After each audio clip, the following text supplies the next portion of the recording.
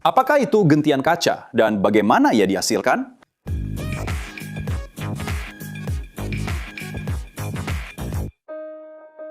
Hai peminat kejuruteraan, pernahkah anda terfikir bagaimana bahan yang kelihatan rapuh seperti kaca boleh berubah menjadi struktur yang sangat kukuh, mampu menguatkan kereta, kapal dan juga turbin angin?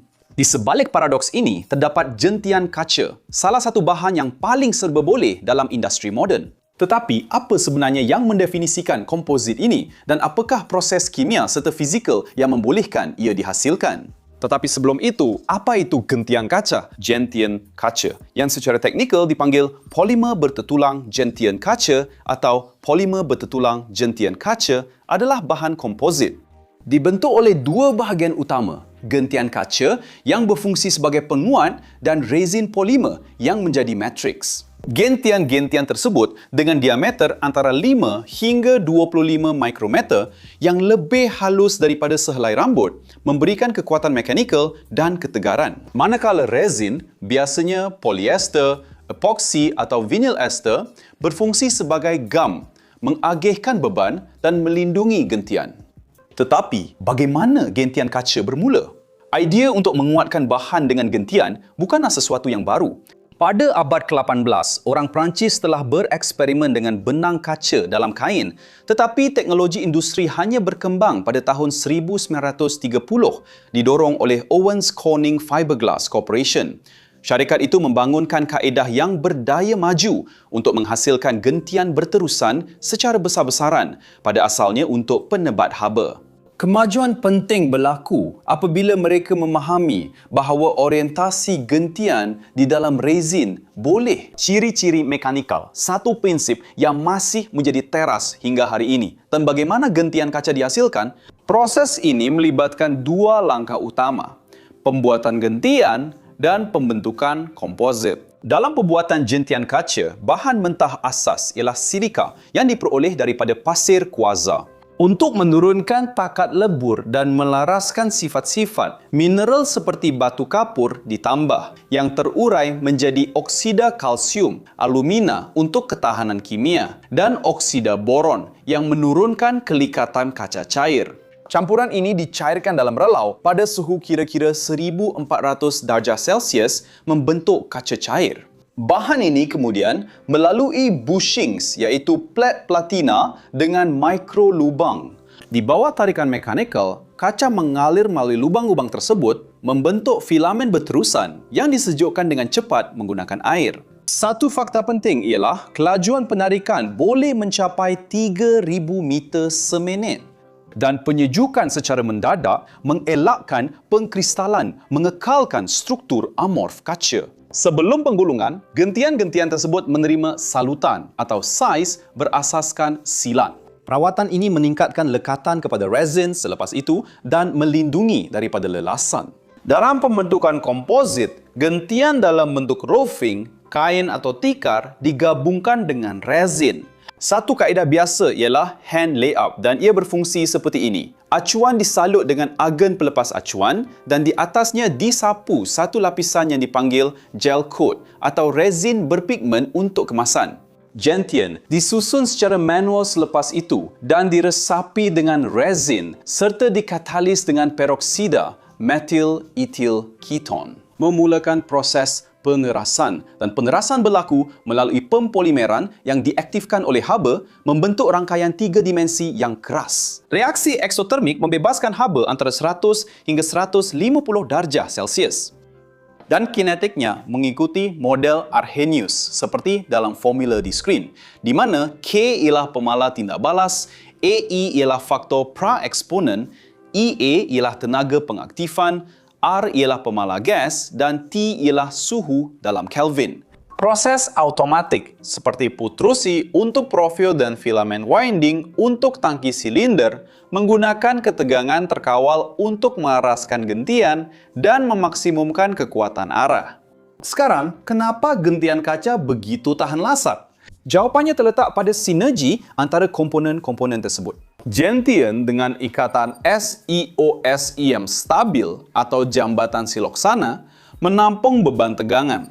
Ketahanan gentian meningkat apabila diameter gentian lebih kecil disebabkan oleh pengurangan kecacatan permukaan.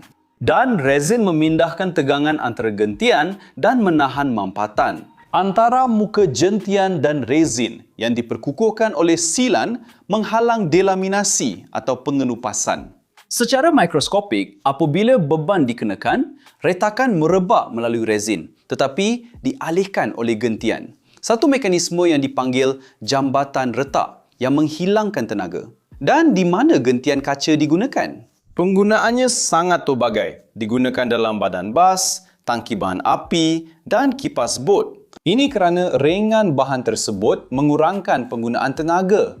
Ia juga boleh digunakan pada bilah turbin angin, paip anti karat untuk air dan bahan kimia, malah pada papan luncur dan joran memancing. Data yang boleh diukur menerangkan kenapa ia menjadi pilihan kerana ia mempunyai ketumpatan kira-kira 2 gram setiap sentimeter padu tetapi dengan kekuatan spesifik iaitu kekuatan berbanding ketumpatan 10 kali ganda lebih tinggi daripada keluli karbon dan juga mempunyai penebat elektrik intrinsik. Dan bagaimana serat kaca dibandingkan dengan bahan lain? Baiklah, serat kaca menempati satu ceruk unik di antara bahan-bahan struktur, mengimbangi sifat-sifat yang tidak dapat ditiru secara tidak langsung oleh logam dan komposit lain. Jika dibandingkan dengan keluli karbon, ia menawarkan 1/4 ketumpatan keluli. Selain daripada ketahanan mutlak terhadap kakisan, ia juga menghapuskan keperluan untuk cat atau galvanisasi yang diperlukan dalam persekitaran marin atau kimia. Namun, modulus keanjalannya adalah 5 kali lebih rendah daripada keluli, mengehadkan aplikasi di mana kekakuan yang melampau adalah kritikal, seperti pada rasuk dengan bentangan yang sangat besar.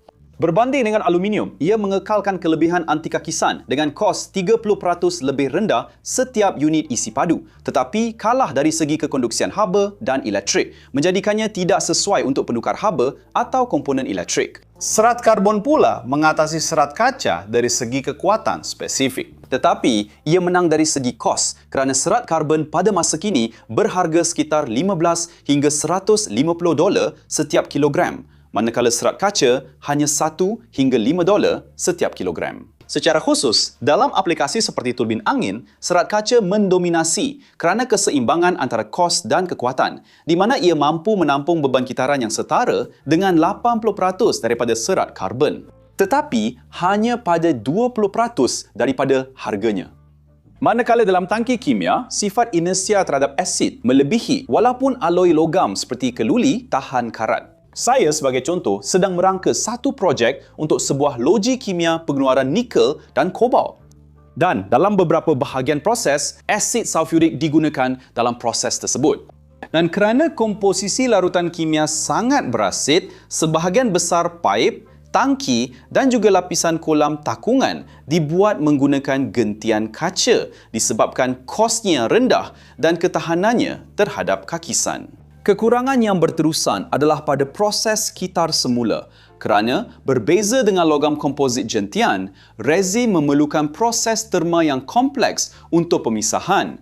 Hanya dapat memulihkan 50 hingga 70% gentian kaca yang mensintesiskan berabad-abad pengetahuan dalam sains bahan, dari pencairan terkawal silika hingga kejuruteraan antarmuka. Rahsianya bukan hanya terletak pada bahan mentah, tetapi pada kejuruteraan mikroskopik yang mengubah sifat rapuh menjadi ketahanan yang kukuh. Seiring kita maju dalam pembangunan resin lestari dan kitar semula yang cekap, bahan ini terus berkembang.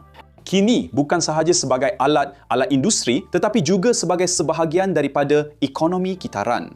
Jika anda telah menonton hingga ke sini dan menyukai video ini, jangan lupa untuk melanggan jika belum berbuat demikian, tekan butang suka dan aktifkan loceng pemberitahuan. Bagaimana? Pernahkah anda terfikir berapa banyak kimia dan fizik yang terdapat dalam bot laju itu atau pada bilah turbin angin itu?